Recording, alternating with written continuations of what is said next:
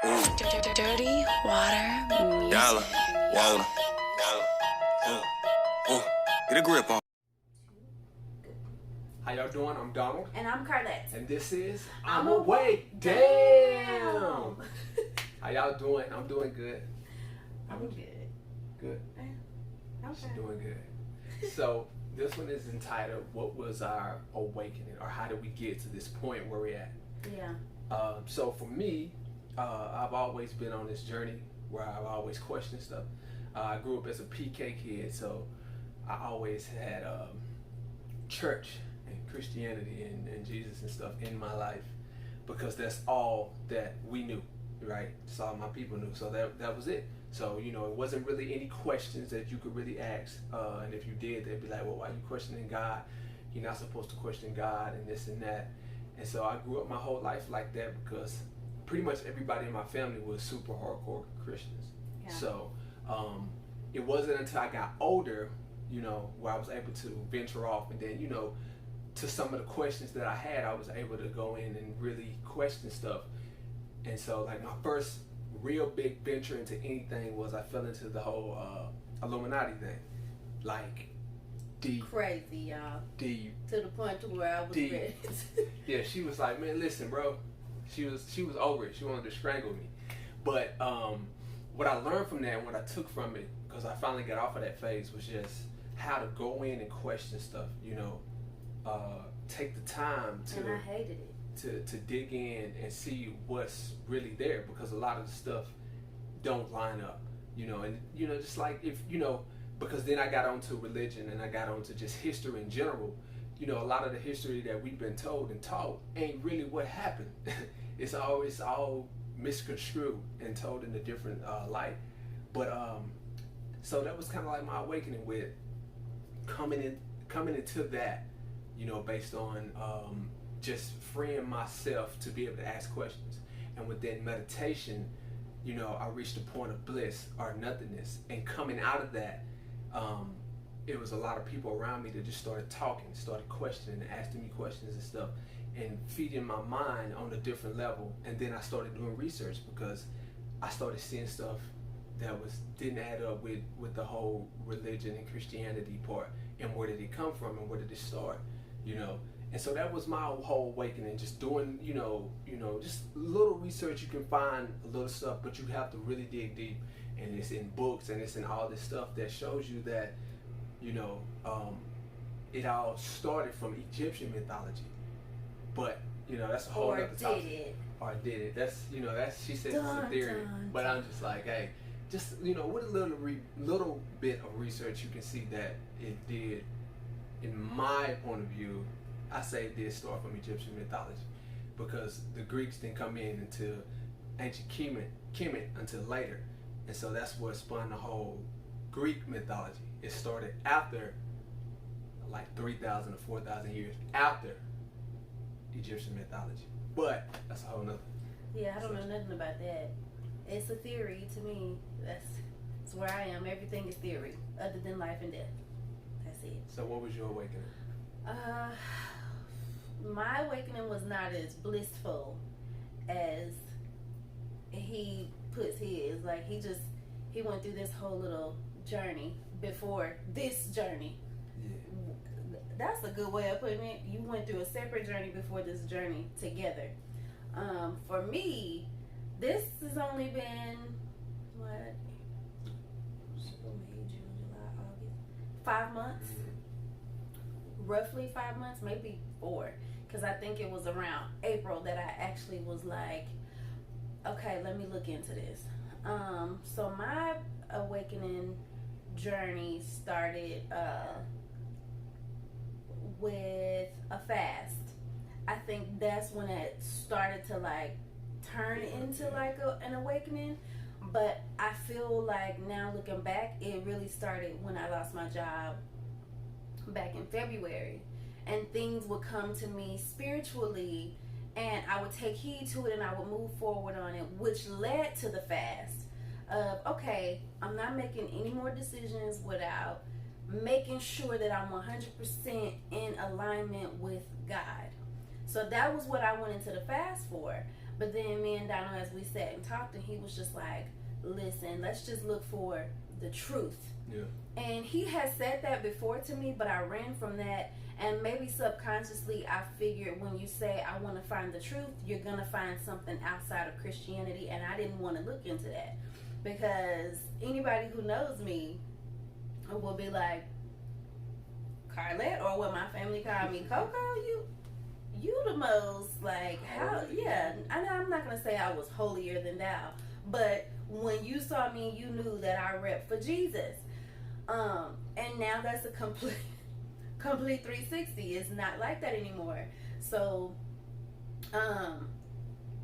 so we went into the fast, and on the top of the paper, because I was taught when you go on a fast, you write stuff out. So we started this fast. The plan was 72 hours of water, nothing else, just water. And we wrote down on the top of the paper, truth. And I wrote down, I don't want to do anything without God. And then I wrote all these scriptures out of pretty much positive affirmations, because I had decided that I was never going to read another negative story in the Bible about like Job, because that's really where I was like, I feel like I'm having a Job moment, and this and that. And it's just like, I'm not doing that no more. So, which is ironic, because now I'm into the positive affirmations and all the stuff, and anything that got anything to do with something bad, I don't want to deal with it, because what you feed your spirit is really what starts to happen in your life. Yeah.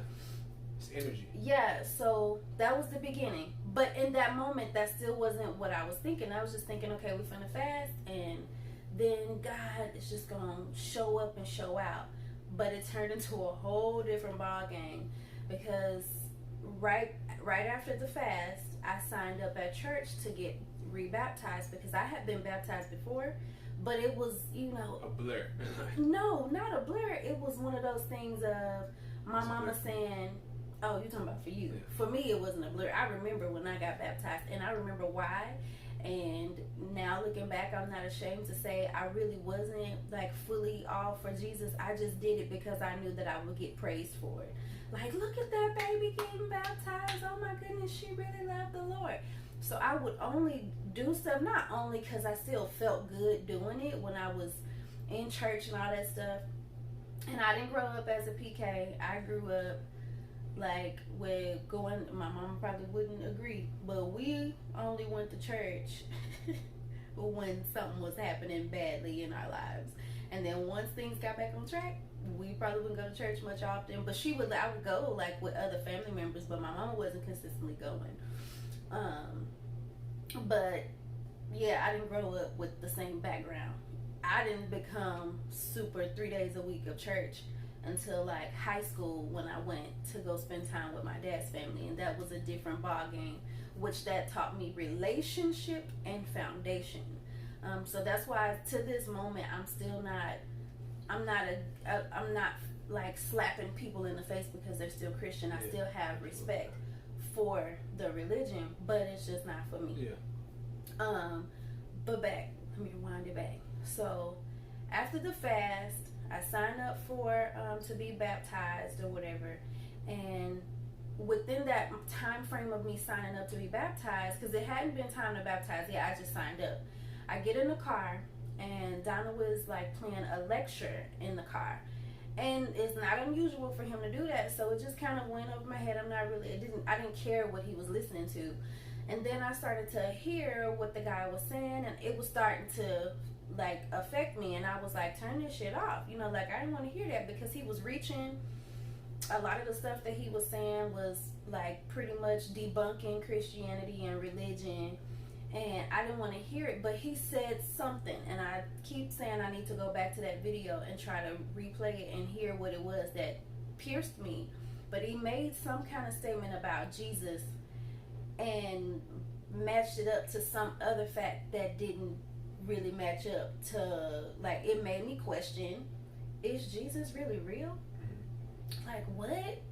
So it really pricked me, and I was hot. I was like, turn this off. So, but I never said to him that I was affected by it. I was just like, turn it off. So later on in the week, I asked him, like, can we go to the library? And, you know, let's go to the library and let's just kind of like, not that I asked him because I need permission. We talk about stuff, like we gotta clear stuff up because people will be quick to say that I gotta ask permission to do stuff. No, I don't. I march to the beat of my own drum. Thank you. But so we go to the library and I'm explaining to him that I'm questioning Jesus, my faith in Jesus, and he was just like, okay, let's get it. You know, he was excited and he was like, I'm already there. I've been looking, I've been searching. And in that moment, I got an attitude a little bit because it's like, wait, like, I'm just now feeling this stuff and you've been feeling this way and you haven't said anything to me. That's a whole nother video of what we went through with our marriage with that situation, because that hurt me like in a different way, because it's like, what if I hadn't have had an awakening and I'm living my life as a Christian woman and he's questioning faith in Jesus Christ and we raising this beautiful baby together with two different thought processes on what life is. Then it came time to go to the orientation for the baptizing, and once I went, I felt a little conviction because I'm just like, I can't do this, but I signed the papers anyway. And then so right like the weekend of, I sent the message to the lady at church and was like, I'm not ready, you know, because at that moment I still wasn't completely pulled out of Christianity. I just was still questioning, like, who is Jesus? So that's pretty much the beginning of my awakening, is who is Jesus? Is he real? Was he just a man that walked the earth and everybody, like, and he's a historical part of life, like he's a part of the history, like, who is he? So that's pretty much been my research, and I'm officially pulled out like, because some of the stuff that I have found just does not line up. It just doesn't.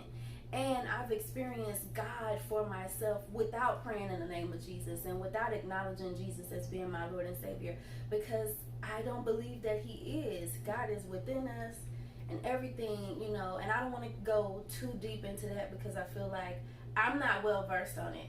Just like it took 30-some years for me to become super into my faith, and when you start off as a Christian, they say to give the milk and then the meat, but that's how it is now. I'm just now getting into this, and my research has to start somewhere. And my research now is, where is Jesus? So if you got any recommended books or websites or anything, let me know. And I also want to know more about the start of the world, of the universe, of everything, because there's no way, like, I just can't. I'm gonna get too off on a tangent. But anyway, that was the beginning of my awakening. The lecture by the man that was reaching. Yeah, so that was it. Yeah.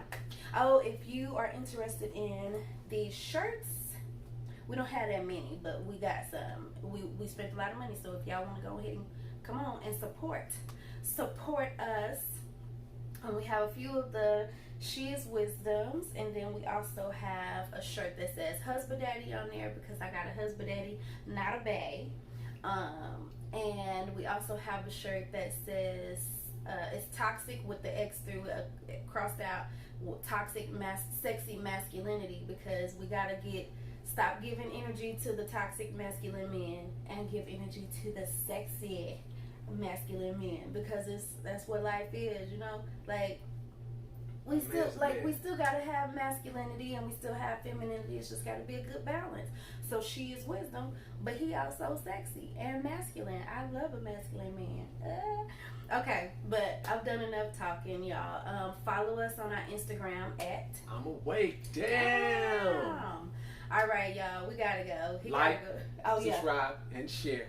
Yes. And comment. Yes. We appreciate y'all. Yes, we love you guys. And this ain't for the people that are Christian. Don't come for us.